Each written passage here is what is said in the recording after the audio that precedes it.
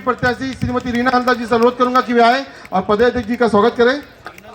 8 number ward की प्रत्याशी दुर्गा राव जी से अनुरोध करूंगा कि वे आए और पदाध्यक्ष जी का पुष्प गुच्छ के साथ स्वागत करें। 9 नंबर वार्ड की प्रत्याशी अतिका जिलान, मैं 11 नंबर वार्ड के प्रत्याशी आज एस के बाले अंकल जी से अनुरोध करूंगा कि वे आए और पुष्पहार के साथ श्री पदाध्यक्ष जी का स्वागत करें।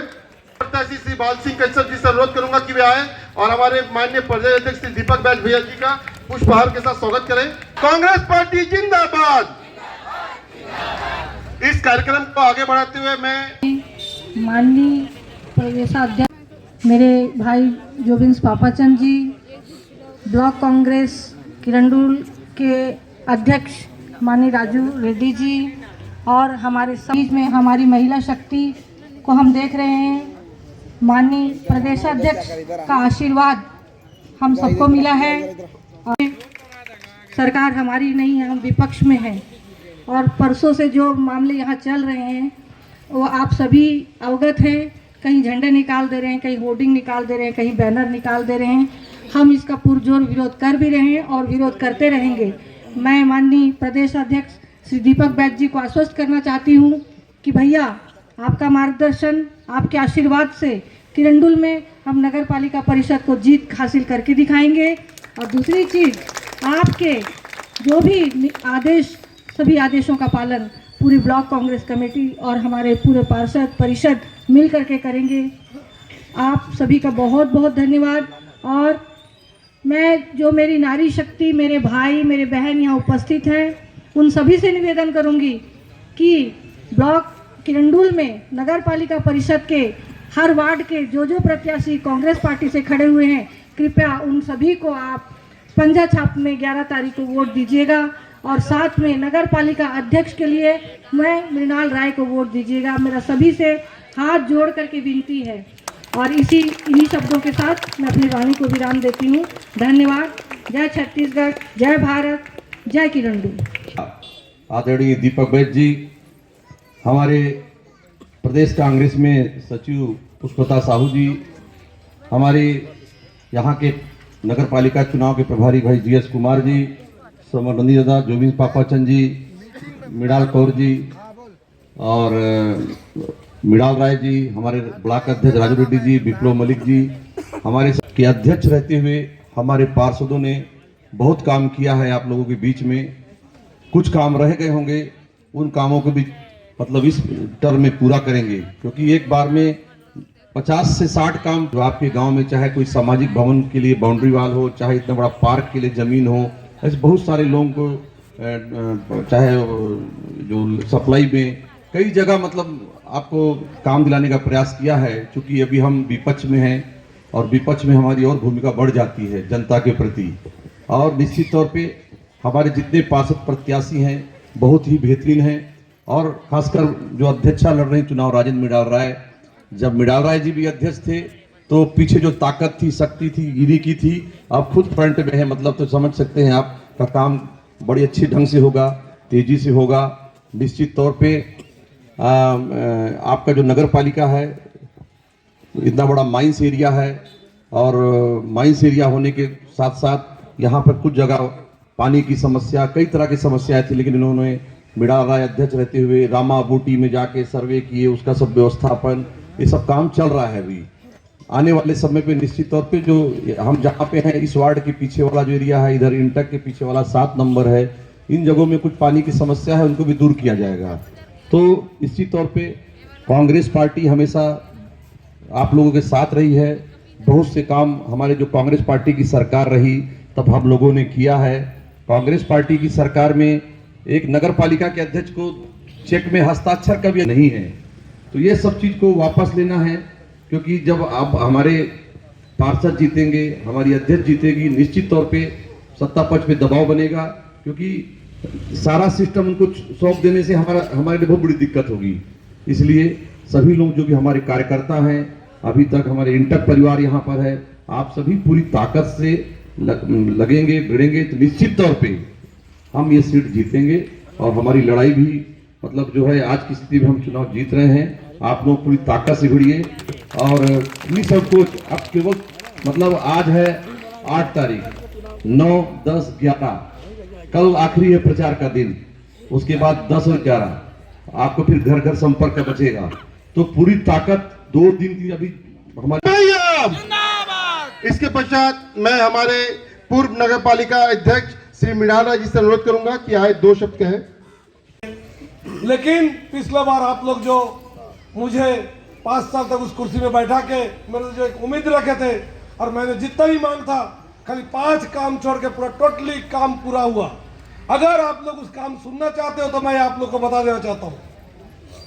सबसे पहले किरंदुल में आप लोग को क्या चाहिए? आप लोग को सबसे पहले हॉस्पिटल चाहिए। 45 बेड का हॉस्पिटल हमारे नगर पालिका के बगल में बन रहा है, आप सभी को मालूम होना चाहिए। आप सभी को मालूम होना चाहिए। गोंडवाना समाज का जो आदिवासी समाज है 50 लाख में उनको भी एक भवन दिया, वो भी बन गया, रेडी हुआ है बन के।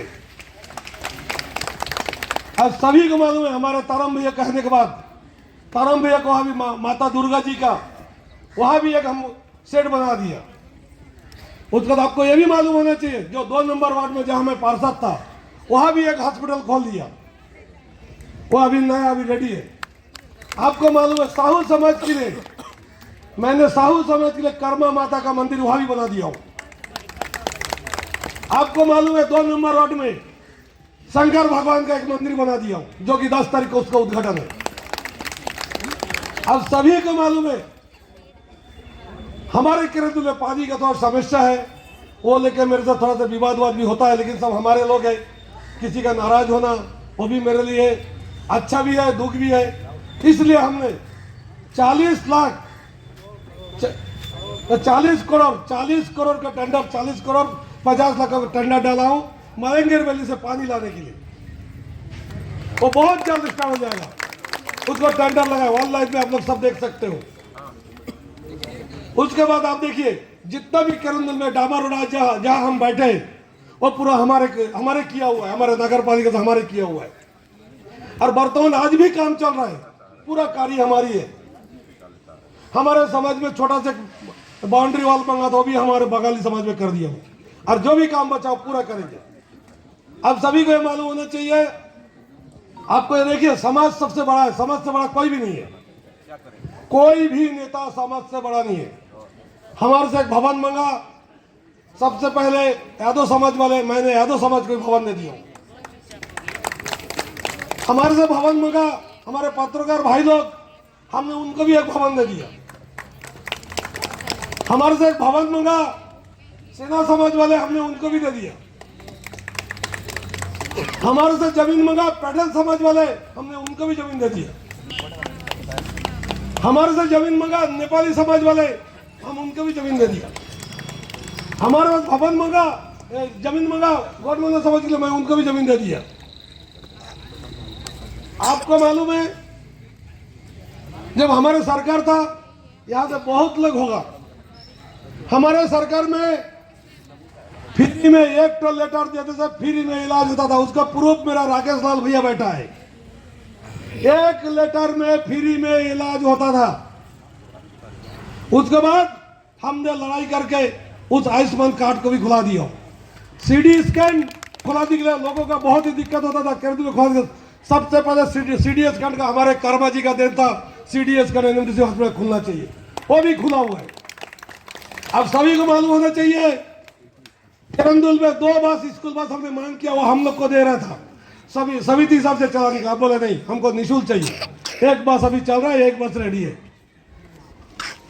आपको मालूम होना चाहिए वो जो गरोपत रोड जो चल रहा है वो भी पूरा हमारे दे रहे हैं, हमारे पूरा पार्षद लोग मिलकर पूरा गरोपत किया।